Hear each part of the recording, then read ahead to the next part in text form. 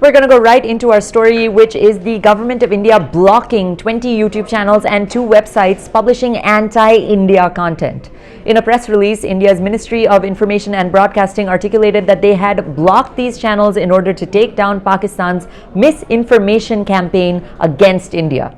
2 separate orders were issued by the ministry. One was to block 2 websites and the other was to block 20 YouTube channels. Also in this order, the Department of Telecom was requested to guide internet service providers to block the offending 20 YouTube channels and 2 websites. According to a press release by the PIB, the channels and websites belong to a coordinated disinformation network operating from Pakistan and spreading fake news about various sensitive subjects related to India. The press release added that the channels were used to post divisive content in a coordinated manner on topics like Kashmir, the Indian Army, minority communities in India, the Ram Mandir, General Bipin Rawat, and more. Propaganda video titles include 50 Indian spies hang by Afghan Taliban to send big message to Modi.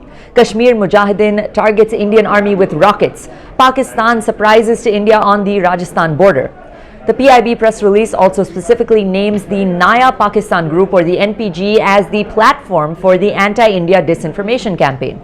NAYA Pakistan is a network of YouTube channels and some standalone channels not related to NPG, and it's headquartered in Pakistan. Now, why is this important?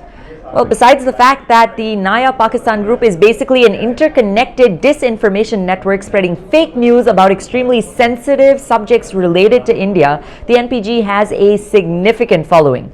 The network has YouTube channels that have a combined subscriber base of over 35 lakh subscribers and over 55 crore views for misinformed content, videos, and false news. 4 of these YouTube channels focused on Kashmir-related misinformation. 2 channels published Khalistani propaganda. 2 other channels published both Kashmir and Khalistan-related misinformation. And 5 of these channels published general anti-India content. Interestingly, some of these channels were even operated by mainstream Pakistani news anchors as well as public figures. Junaid Halim Official was one of the YouTube channels that was blocked. Junaid Halim is a talk show host in Pakistan. His videos are on YouTube. Sadaf Durrani was also blocked by the GOI. On Instagram, Durrani has over 2.8 million followers and claims that she's an express anchor as well as a YouTuber. These channels have published content on multiple issues linked to India, including the CAA-NRC protests, the Delhi riots, and the farmer protests. For all of this, you may say, so what? These entities are exercising the right to free speech and can publish what they want.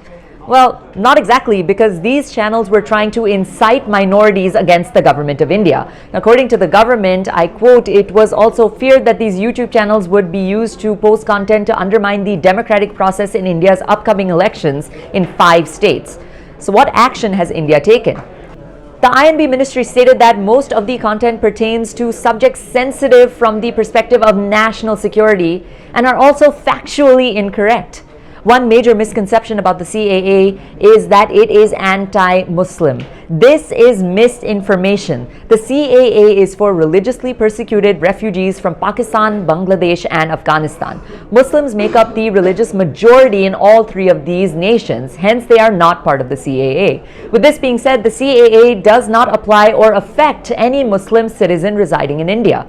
A major misconception about the farm laws was that the farmers would be bullied into contracts with big corporates. This is false as well. In simple terms, this is known as contract farming, and this has already been done and is still being done in multiple states of India, and that too for many decades. In fact, contract farming is done for things found in your house like coffee, tea, and cotton. And a few examples of big corporates doing contract farming include PepsiCo in West Bengal and Punjab, as well as SAB Miller in Haryana. Because of this and other misconceptions surrounding the CAA, violent and fatal protests erupted across India, caused chaos, damaged property, injured citizens, and even claimed innocent lives. Therefore, the government of India rightfully took these channels down. Emergency powers under Rule 16 of the Information Technology Intermediary Guidelines and Digital Media Ethics Code Rules 2021 were invoked to take down these channels and secure India's information space. Any content that incites violence, deliberately pushes a selective and dangerous anti-India agenda and/or spreads factually incorrect information is not in public interest in any way.